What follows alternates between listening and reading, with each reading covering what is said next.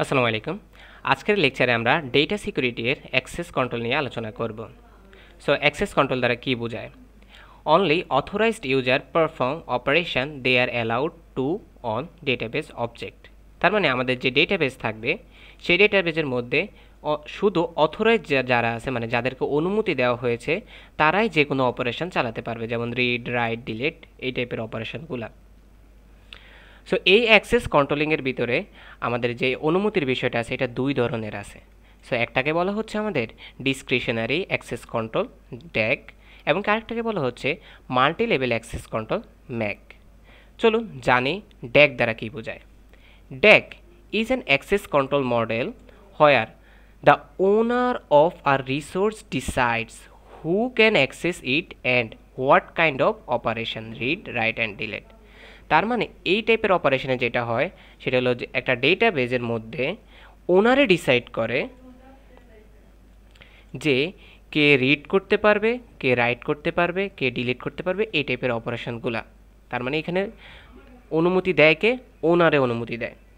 অনেকটা আপনারা যদি রিয়েল লাইফের এক্সাম্পলের সাথে চিন্তা করেন, ডাটাবেজ, আমি একটা এক্সাম্পল দিই, ডেটাবেজ না, এটা মেনলি আমরা ফাইলের সময় কী করি, মনে করেন আমার কাছে একটা বই আছে, প্রিন্সিপাল ডিস্ট্রিবিউটেড ডাটাবেজের বই আছে, সেটাকে আমি কী করব, আপনাদের সাথে শেয়ার করব। অ্যান্ড শেয়ার করার জন্য আমার ড্রাইভ থেকে আমি আপনাদেরকে ভিউয়ার অপশন দিতে পারি, কমেন্টর বা এডিটর, এরকম টাইপের আপনাদেরকে অপশন দিতে পারি।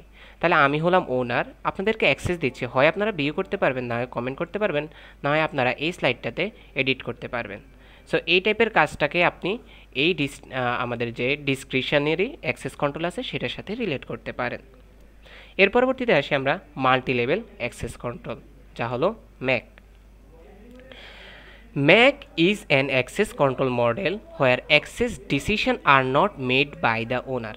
তার মানে আগেরটাতে আমরা দেখেছিলাম যে ওনার ডিসাইড করে, কিন্তু এখানে ওনারের ডিসিশন মেইন ডিসিশন না, but by the system based on security level. সিস্টেমের ভিতরেই আমরা সিকিউরিটি লেভেল সেট করে দিই এবং তার ভিত্তিতেই এখানে আমাদের অথরাইজদের বা আনঅথরাইজ কারা আছে তাদেরকে সিলেক্ট করা এবং কে অ্যাক্সেস পাবে সেই বিষয়টা সিলেক্ট করা হয়। তাহলে কি বলা হচ্ছে? But by the system based on security levels, clearances and classifications.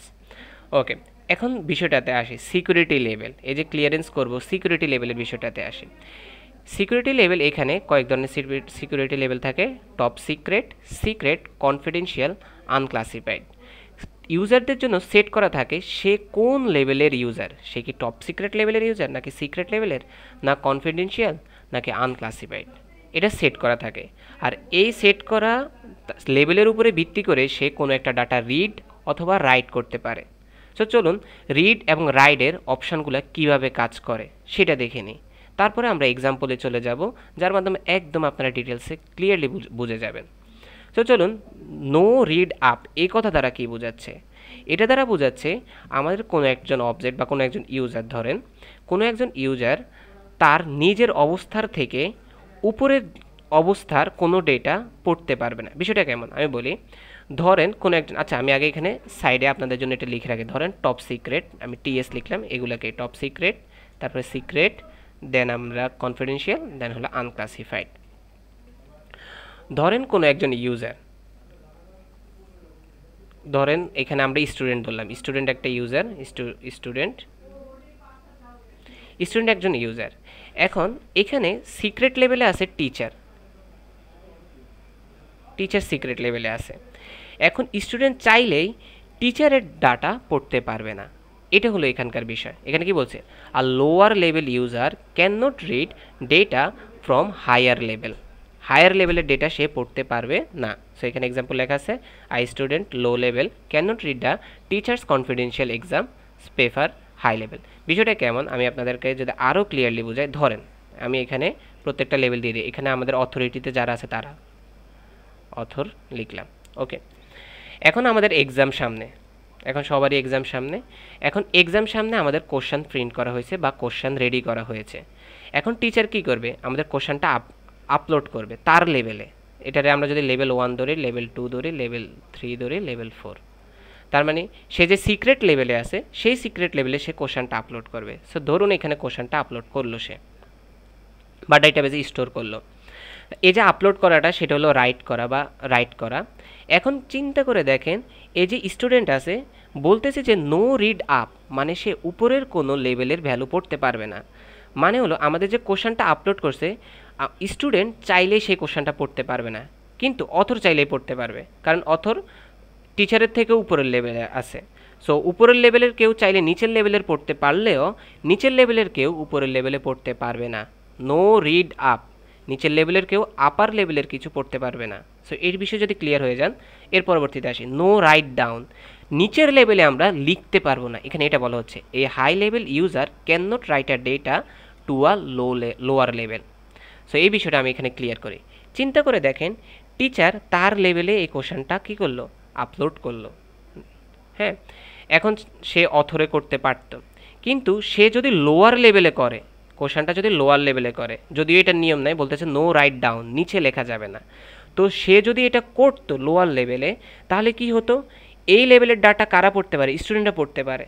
এখন স্টুডেন্টরা যেহেতু পড়তে পারে, তার মানে টিচারের কি উচিত নিচের লেভেলে ডেটাটা আপলোড করা বা আপলোড করার সক্ষমতাটা থাকা? অবশ্যই না। এতে কি হবে, এক্সামের আগেই কোশ্চেন ফাঁস হয়ে যাবে, কারণ স্টুডেন্টরা তার লেভেলের ডাটা তো অ্যাক্সেস করতে পারে।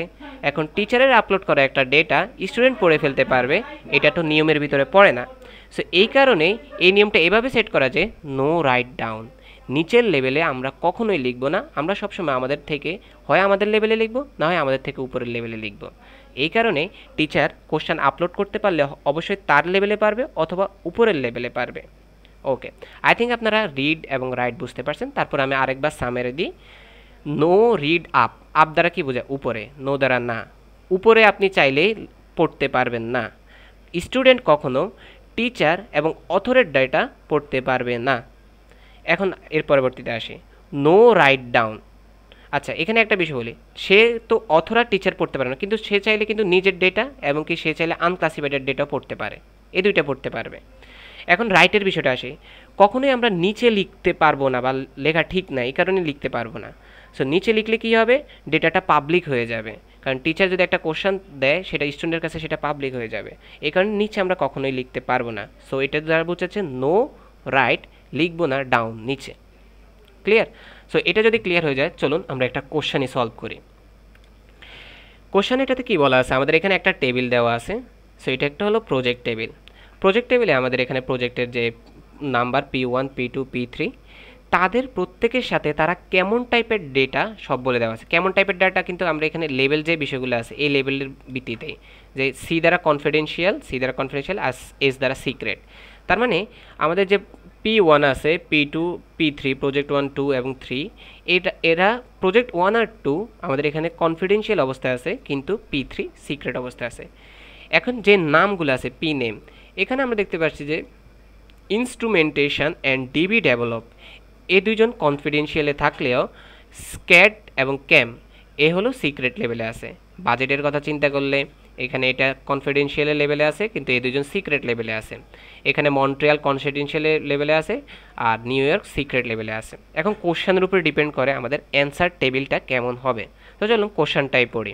কোশ্চেনে বলা হচ্ছে প্রজেক্ট অ্যাজ সিন, সিন দ্বারা আপনারা কি বুঝতেছেন, দেখা, দেখা মানে রিড করতে পারে, তাই না?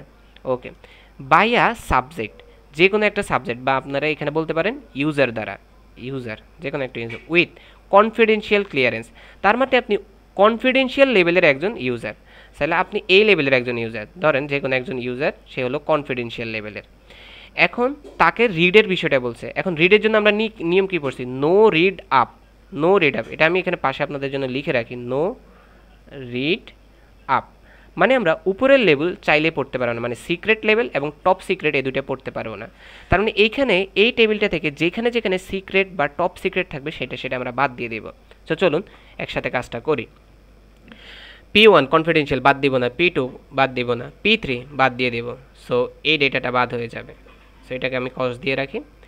এর পরবর্তীতে আমরা এখানে আরেকটা দেখতে পাচ্ছি যে ক্যাড ক্যাম, এটা বাদ হয়ে যাবে। তারপরে আমরা দেখতে পাচ্ছি যে এখানে এইটা, এই ডাটাটা বাদ হয়ে যাবে, এখানে এই ডেটাটা বাদ হয়ে যাবে। নো রিড আপ, কারণ সিক্রেট আমাদের থেকে উপরের লেভেলে, কনফিডেন্সিয়াল থেকে উপরের লেভেলে থাকে, এই কারণে আমরা বাদ দিয়ে দিছি। বাট এখানে যদি আনক্লাসিফাইড থাকতো তখন আমরা সব বাদ হয়ে যেতে হইতে পারে, তাই না? সো এই কোশ্চেন অনুযায়ী আমরা যেহেতু সলভ করতেছি, সেহেতু আমরা বলতে পারি যে কনফিডেন্সিয়ালের উপরে যারা আছে, মানে সিক্রেটেরগুলো আমরা বাদ দিয়ে দিছি। বা এখানে যদি টপ সিক্রেট থাকতো টিএস থাকতো, তাহলে তাও তাও আমরা কী করে দিতাম, বাদ করে দিতাম। এখন বাদ করে দেওয়ার পরে আমাদের কোন টেবিলটা থাকে দেখেন, P1 কনফিডেন্সিয়াল, আমাদের ইনস্ট্রুমেন্টেশন কনফিডেন্সিয়াল, আমাদের 1,50,000 কনফিডেন্সিয়াল, মন্ট্রিয়াল কনফিডেন্সিয়াল, এই রোটা রয়ে গেছে। এর পরবর্তীতে P2 confidential, DB develop confidential. Then আমাদের এই ডেটাটা কী ছিল, আমাদের সিক্রেট ছিল।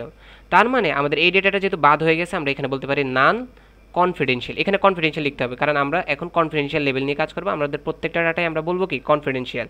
বাট এখানকার ক্ষেত্রে কনফিডেন্সিয়াল হওয়ার সাথে সাথে আমাদের এখানে ভ্যালুটা নাল হয়ে যায়, মানে আমরা এই ভ্যালুটা কী করতে পারবো না, যেহেতু এটা সিক্রেট লেভেলে আমরা পড়তে পারবো না, এই কারণে নাল। ওকে, নিউ ইয়র্ক এখানের ক্ষেত্রেও কী হবে, নাল, আর এখানে লিখে দিব আমরা কি কনফিডেন্সিয়াল। তো আমরা সব কনফিডেন্সিয়ালই রাখবো। এর পরবর্তী লাইনে এটাও আইডি P3 কাটা গেল, ক্যাটসিএম কাটা গেল, তারপরে আমাদের 2,50,000 কাটা গেল, তারপর আচ্ছা এই লাইনে তো আমাদের সবই কাটা গেল। সো এই রোটা পুরোটা বাদ হয়ে গেছে, এই কারণে আমরা এখানে এই রোটা আর ড্র করলাম না। সো আলটিমেটলি আমরা কী রেজাল্ট পেলাম, যে আমাদের কনফিডেন্সিয়াল দিয়ে যে রেজাল্টগুলো পসিবল সেগুলো, এই রোটা যদি আমরা ড্র করতাম তাহলে অবশ্যই সবগুলো ভ্যালুতে নাল বসাইতে হইতো। সো এমন একটা কাজ করার থেকে না করাই ভালো, এই কারণে আমরা এই রেজাল্টটা পেলাম। সো আশা করি আপনারা বুঝতে পারছেন যে রিড বলার কারণে আমাদের এখানে কী করতে হয়েছে। এখন যদি এখানে রাইট বলে দিত, রাইটের বিষয়টা আসতো, তাহলে আপনারা কী করতেন, আপনারা তখন কনফিডেন্সিয়াল এবং এর নিচের দেখেন রাইটের ক্ষেত্রে বিষয়টা কি, নো রাইট ডাউন, নিচে আমরা লিখতে পারবো না। তখন দেখতেন যে আপনার সিক্রেট লেভেলগুলো আসতেছে, তখন দেখতেন আপনারা সিক্রেট লেভেলগুলো আসতেছে, আর কনফিডেন্সিয়াল মানে পুরো টেবিলটাই আবার সেম হয়ে যেত। কিন্তু যদি ইউজার, আচ্ছা আমি এই বিষয় কমপ্লেক্স বিষয়গুলোতে যাচ্ছি না, আপনারা আস্তে আস্তে বুঝাবো, আর সমস্যা না, আমি চেষ্টা করবো যে সামনের লেকচারে আপনাদেরকে আরও একটি কমপ্লেক্স কোশ্চেন সলভ করার, যাতে করে আপনারা এই বিষয়টা আরও বেশি ক্লিয়ার হয়ে যান। সো আপাতত আপনারা রিডের বিষয়টা যেহেতু বুঝছেন, তো এটা প্র্যাকটিস করেন, ইনশাল্লাহ আমি চেষ্টা করবো আরও একটি কোশ্চেন সলভ করার। সব ভালো থাকবেন, আসসালামু আলাইকুম।